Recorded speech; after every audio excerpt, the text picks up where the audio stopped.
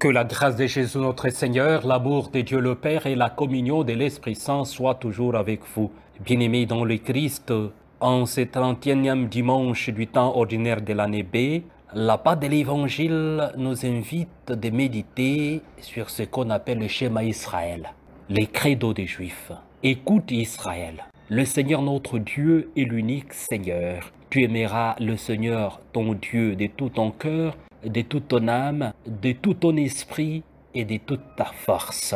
Marc chapitre 12, versets 29 à 30. C'est-à-dire que Jésus nous rappelle en premier lieu que le devoir primordial de tout homme est de proclamer l'amour de Dieu. Cela est juste et logique puisque Dieu nous a aimés le premier. Bien, chers frères et sœurs, Jésus ajoute finalement que ce commandement qui est primordial et fondamental, il faut qu'il soit attaché avec aimer son prochain comme soi-même. Et dans cette dynamique, le pape Benoît XVI à l'époque disait que l'amour de Dieu et l'amour du prochain sont inséparables. C'est comme un seul et unique commandement.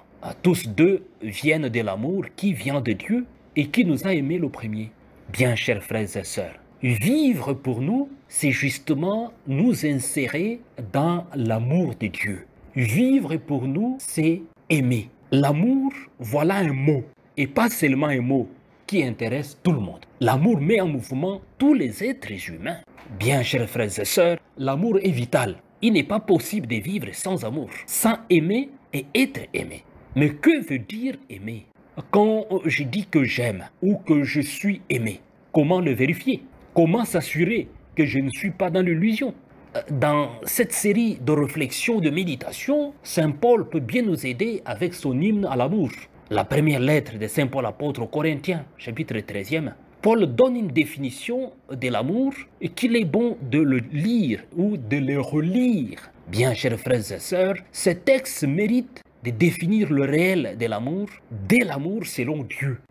Donc Paul définit ici l'amour selon Dieu. Je les cite. L'amour prend patience, l'amour rend service, l'amour ne jalouse pas, il ne se vante pas, il ne se gonfle pas d'orgueil, il ne fait rien d'inconvénient, il ne cherche pas son intérêt, il ne s'emporte pas, il n'entretient pas de rancune, il ne se réjouit pas de ce qui est injuste, mais il trouve sa joie dans ce qui est juste, il supporte tout, il fait confiance en tout, il espère tout, il endure tout, l'amour ne passera jamais. L'amour ne passera jamais. Ça veut dire que Dieu qui est éternel, qui est amour, l'amour est là. L'amour qui est Dieu est éternel. Nous y croyons et nous pouvons déjà y goûter, vivre réellement sur ce chemin conduit à la croix. Bien, chers frères et sœurs, tel que se présente cet hymne à l'amour, vivre selon l'amour de Dieu, tel que c'est défini, c'est justement aller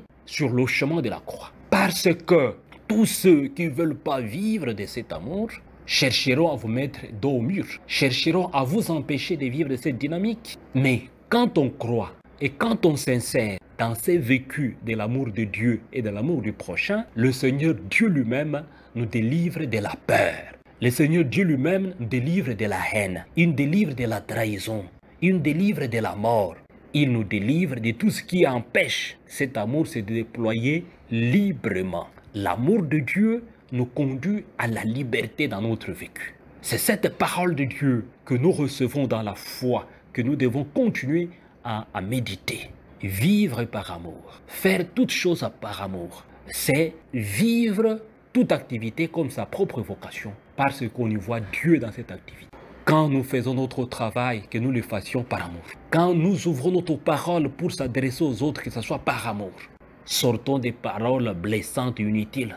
Sortons de regards inutiles. Regardons les autres par amour. Côtoyons les autres par amour. Aidons-les par amour. Faisons la science, réfléchissons par amour. Conduisons les autres par amour.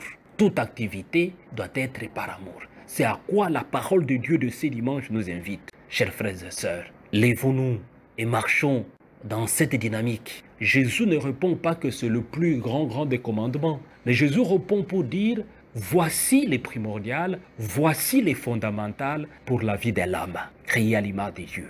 C'est d'aimer Dieu de toute notre intégrité, de toute notre vie. Dieu en toutes choses. Voilà. Dieu en toutes choses. Quand on voudrait vivre sans Dieu, c'est très compliqué. Nous sommes liés et reliés à lui. C'est lui le créateur, c'est lui qui nous a aimés le premier. C'est lui qui nous donne le souffle de vie. Que son amour se déploie en nous en toute activité. Recevez la bénédiction du Seigneur au nom du Père et du Fils et du Saint-Esprit. Amen.